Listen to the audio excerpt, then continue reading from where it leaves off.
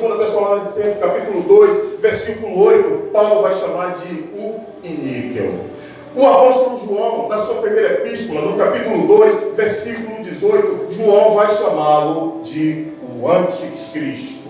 É o único na Bíblia que o chama por esse nome, é o apóstolo João. Mas quando nós chegamos aqui em Apocalipse capítulo 13, João já não o chama de anticristo, João já o chama de a besta que emergirá do mar. Em algumas versões está escrito o monstro ou a fera que vai emergir do mar. O livro do Apocalipse é um livro, meus amados queridos irmãos, que ele tem muitas simbologias. E nós precisamos ter muito cuidado quando nós falamos da palavra do Senhor, para nós não confundirmos símbolos com o literal e nem o literal com símbolos.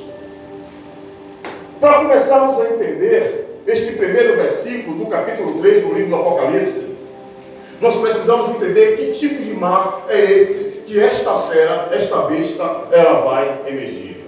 Neste carnaval que passou, eu estava vendo na televisão um homossexual que se veste de mulher e canta. Ele falou aos que parece que o estava seguindo no trio, ele disse: gente, não empurre não, porque o trio precisa passar, e vocês estão vendo o mar de gente que está aí.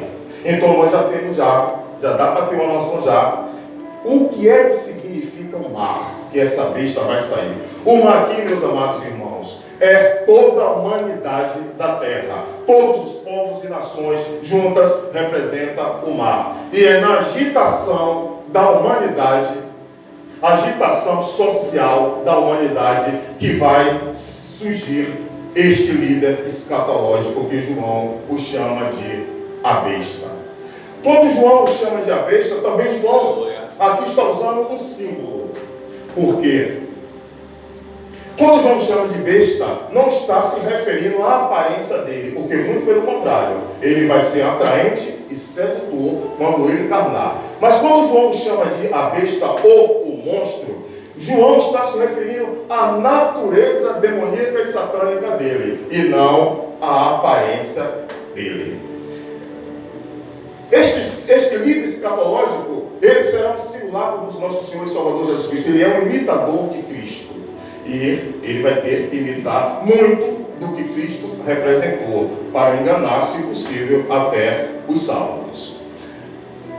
A Bíblia vai dizer aqui no seu primeiro versículo, no capítulo 13 do livro do Apocalipse, que ele terá 7 cabeças, 10 chifres, cada chifre terá um diadema, e ele dará às 7 cabeças, cada uma, um nome de blasfêmias. E que 7 cabeças é essa? Para nós entendermos, nós vamos precisar, eu vou lá em Isaías capítulo 11, versículo 2. Lá Isaías vai nos dizer, ele vai fazer uma projeção, uma profecia para o nosso Senhor Jesus Cristo. Ele vai dizer que o Senhor Jesus Cristo iria receber de Deus 7 espíritos.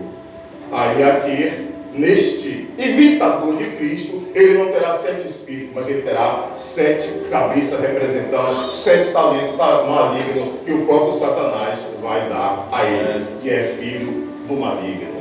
Aleluia. Esses 10 chifres que a Bíblia está nos falando aqui no versículo 1, representa 10 nações. É um simulacro das 12 tribos de Israel, de uma maneira grotesca, porque aqui ele não usa as 12 tribos, ele vai usar as 10. E todos nós sabemos que Israel se separou. Benjamim e Judá, reino do sul, e as outras 10 tribos, reino do norte. Essas 10 tribos, esses 10 chifres aqui representando 10 nações, serão 10 nações que vai apoiá-lo quando ele encarnar. Os 10 diademas representam os líderes dessas nações, que vai apoiá-lo militarmente e economicamente. E não será qualquer nação não, será as 10 principais nações do mundo. Hoje, o nosso país, o Brasil, é a 9ª nação mais importante do mundo. Se ele surgir amanhã, o Brasil vai ser certamente uma das 10 nações que vai apoiar o iníquel, a besta, o filho da perdição. A Bíblia vai continuar aqui nos falando sobre, agora, no final do versículo 1, a Bíblia nos diz que as 7 cabeças dele terá 7 nomes e nome de blasfêmias. Mas por quê? Porque os 7 espíritos que o Senhor Jesus Cristo, que Isaías profetizou para vir sobre o Senhor Jesus Cristo, cada um deles teria um nome. Sendo que o primeiro é o Espírito de Deus e o 7º, o Espírito de temor a Deus. E aí tem uma variação: Espírito de sabedoria e Espírito de conselho. Mas as 7 cabeças do anticristo terá nomes de blasfêmia. E a Bíblia continua falando conosco, e no versículo 2 ela vai nos dizer que esta besta que vai sair da água, ela terá a aparência de um leopardo, terá pés de urso e boca de leão.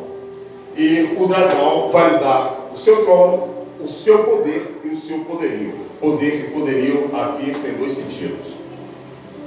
Para nós entendermos esses 3 animais que a besta vai se parecer, nós vamos precisar ir lá no livro do profeta Daniel de novo, só que agora no capítulo 7, versículo 4, Daniel vai dizer que ele tem uma visão e ele vê emergir também do mar, o mesmo mar que João se refere aqui, uma besta com a aparência de um leão, e um leão com asa de águia. No versículo 5, Daniel vai dizer que emerge do mar uma besta com a aparência de um urso, que tem na sua boca 3 costelas. No versículo 6, Daniel vai dizer que ele vê emergir do mar uma besta com a aparência de um leopardo com 4 cabeças e 4 asas. E no versículo 7, do capítulo 7 do livro de Daniel, ele vai dizer que o 4º animal, ele não consegue ver nada na terra que se pareça com um animal. Então ele classifica como um animal terrível. Mas quando nós viemos para aqui, para o 2º versículo do capítulo 13, o 4º animal aqui, a Bíblia nos descreve como um dragão. Então lá, o que Daniel viu na visão dele, ele viu a própria encarnação do Satanás. Porque a Bíblia vai dizer nos versículos seguintes que ele ficou muitos dias perturbado. Mas por que é que aqui, no livro do Apocalipse, no capítulo 13, versículo 2, está se referindo a essas 3 feras que Daniel viu na sua visão? É porque, meus amados irmãos, o leão representava ali a Babilônia, o urso representava a Pérsia e o leopardo representava a Grécia. As 3 costelas na boca do urso representavam toda a violência, toda a fúria, toda a maldade do reino persa. A asa de águia do leão representava as conquistas rápidas que Nabucodonosor fazia com o exército babilônio à sua frente. E as 4 cabeças do leopardo representavam os 4 generais que Alexandre Magno iria deixar após a morte dele, tomando conta das províncias que ele conquistou. Mas esses reinos vai voltar com o anticristo? Não.